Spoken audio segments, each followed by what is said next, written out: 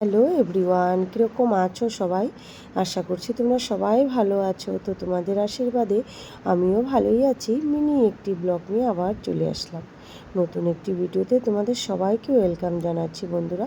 আশা করছি তোমরা ভিডিওটা লাস্ট অবধি দেখবে, ভালো লাগবে। যদি ভালো লেগে থাকে অবশ্যই একটা লাইক কমেন্ট শেয়ার করে দিও।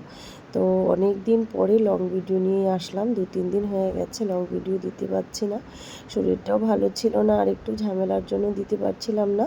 তো আজকে আবার লং ভিডিও নিয়ে চলে আসলাম। তো আজকে দিনটা হলো সোমবার।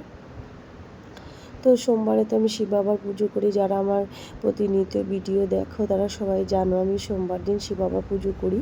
তো এই যে সকালে যেগুলো কাজকর্ম এগুলো তো রোজ করতেই হয়, এগুলো তো আর বন্ধ নেই। ওগুলো সেরে তারপরে স্নান টান করে চলে আসলাম পুজো ঘরে। এসে এদিকে সব কিছু পূজার জন্য রেডি করে নিচ্ছি, ধুয়ে বেলপাতা ফুল দুব্বো সব কিছু রেডি করে নিয়েছি। ফুলটা তো আগে তুলে রেখেছি, এখন বেলপাতা দুব্বো এগুলো সব ধুয়ে টুয়ে রেডি করে নিলাম। এদিকে কলা নিয়েছি, ফল, আর এদিকে চাল, তেল, ঘি, মধু, গরু যা লাগবে সব কিছু রেডি করে নিয়েছি। রেডি করে এখন চন্দনটা বেটে নিচ্ছি। চন্দনটা বেটে নিলে আমার পূজা সব কিছু রেডি হয়ে যাবে। একটু চন্দনের ছিটে দিয়ে দিয়েছি সব কিছুতে। তারপরে বাবার এখানে জল ঢেলে নিলাম। জল ঢেলে তারপরে বেলফুল পাতা দিয়ে দিব, দিয়ে তারপরে পুজোর আরতি করব। তো এখন বেলপাতাগুলো খুব সুন্দর হয়, বেলপাতাগুলো দেখতে খুব ভালো লাগে। এখন কুচি কুচি একদম বেলপাতা। তো এই যে শিব বাবার এখানে বেলপাতা দিয়ে দিলাম। শিব বাবার খুব প্রিয় একটা জিনিস বেলপাতা। তো বেলপাতা শিব বাবা খুবই ভালোবাসে। তো আমার বেলপাতা দিয়ে রোজ পুজো দিতে খুবই ভালো লাগে।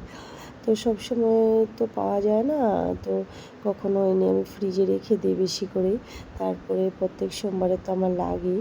তো ওইদিকে দেখো জল ঢালা হয়ে গেলো, বেলফুল পাতা বাবার এখানে দিয়ে তারপরে যে এখন প্রদীপ জ্বালিয়ে নিলাম।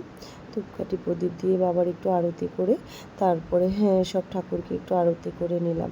তো ওই যে আমার গুরুদেব, লোকনাথ বাবা, লক্ষ্মী মা, বিপন্নাসী মা সবাইকে আরতি করে নিলাম। তারপরে চলে আসলাম রান্নাবান্না। তো রান্নাবান্নার ভিডিওটা আর করতে পারিনি। তো এখানে দেখো মিষ্টি কুমড়ো বটি করেছি, স্যালাড করেছি, টমেটো চাটনি, পনির আর একটু ইসে বানিয়েছিলাম সব কিছু দিয়ে। তো এই দিয়ে দুপুরে রান্নাবান্না করলাম এগুলো। তারপরেই তো বসে গেছি খাওয়া। ফটাফট রান্নাবান্নাটা করে নিলাম। তো করে নিয়ে এদিকে এই যে সবাইকে খাওয়া দাওয়া দিয়ে দিয়েছি, আমি নিজেও বসে গেছি খেতে। অনেকটা দেরি হয়ে গেছে আজকে আমার। তো এই যে দিয়ে আজকে দুপুরে খাওয়া দাওয়া করলাম বন্ধুরা। সবাইকে টাটা, বাই বাই, ভালো থেকো, সবাই সুস্থ থেকো। আর যদি তোমাদের ভালো লাগে কমেন্টস ব্লগটা অবশ্যই একটা শেয়ার করে দিও আর লাইক কমেন্টস করে দিও। টাটা।